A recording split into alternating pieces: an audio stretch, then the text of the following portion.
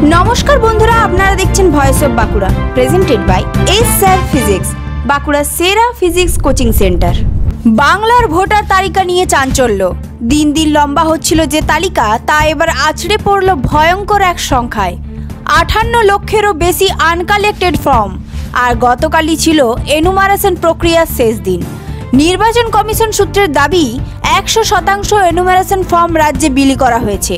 তার মধ্যে 99.96% ফর্ম ইতিমধ্যেই ডিজিটাইজড। তবু 58 লক্ষ ফর্ম আনকালেক্টেড। বিশেষজ্ঞদের মতে এই সংখ্যায় বুঝিয়ে দিচ্ছে খসড়া ভোটার তালিকা থেকে কত নাম বাদ পড়তে চলেছে।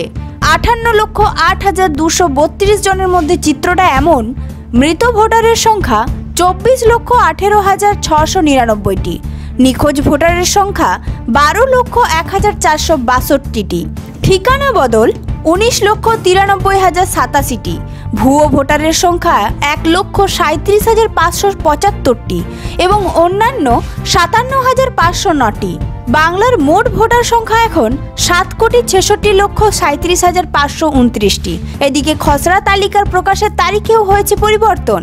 আগে ঠিক হয়েছিল 9ই ডিসেম্বর, সেটি পিছিয়ে হয়েছে 16ই ডিসেম্বর। চূড়ান্ত তালিকা প্রকাশ পিছিয়েছে 7ই ফেব্রুয়ারি থেকে 14ই ফেব্রুয়ারি।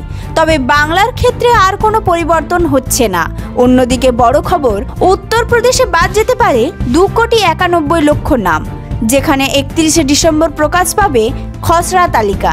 বাংলার ভোটার তালিকায় 58 লক্ষ আনকালেক্টেড ফর্ম। মৃত, নিখোঁজ, জায়গা বদল, ভুয়ো নাম সব মিলিয়ে নতুন করে নড়ে চড়ে বসেছে নির্বাচন কমিশন।